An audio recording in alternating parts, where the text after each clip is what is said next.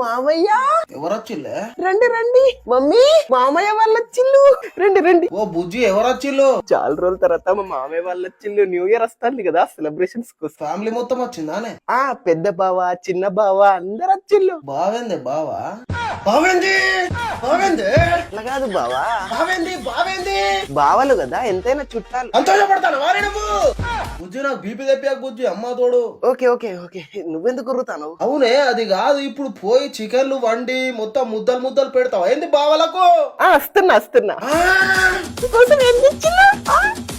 బావగాళ్ళు ఎందుకు వచ్చిల్లు నా ప్రాణానికి? నా బుజ్జిని తీసుకోమని వచ్చి కాళ్ళు చెప్తాలేవేందే నువ్వు? వస్తాను, ఒక్క నిమిషం. చెప్పు బావ, ఏంటి ఊకే కాల్స్ చేస్తాను? నాకు ఇది అంతా తెలియదే, నువ్వు నాతో ఉండి ఇప్పుడు నాకు తెలియదు. చుట్టాలు వచ్చిల్లు బావ, అర్థం చేసుకో. నాకు తెలియదు బుజ్జి, నువ్వు నాతో ఉండిప్పుడు. ఒకసారి బుజ్జి నువ్వు ఫస్ట్ వానికి దూరం ఉండు. ఎవరు? వాడే వాడు. ఓ మా పెద్ద బావ చిన్న బావనా? బావేంది బావా? నేనే బావా అని చెప్పినానే. నీకు నేనే బావా.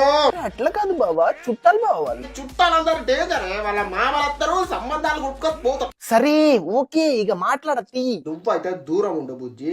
ఇట్లానే ఉంటా, పిచ్చి దాని లెక్క కొస్తా కూసుకుంటా. వానికి దూరం ఉండు. పిచ్చిదాని లెక్క మా బావ మా చుట్టాలు పెద్ద బావ చిన్న బావ అని ఓ యాక్షన్ చేసుకుంటా పోయి ఫోటోలు దిగినామనుకో నిన్ను చంపి నేను చస్తా.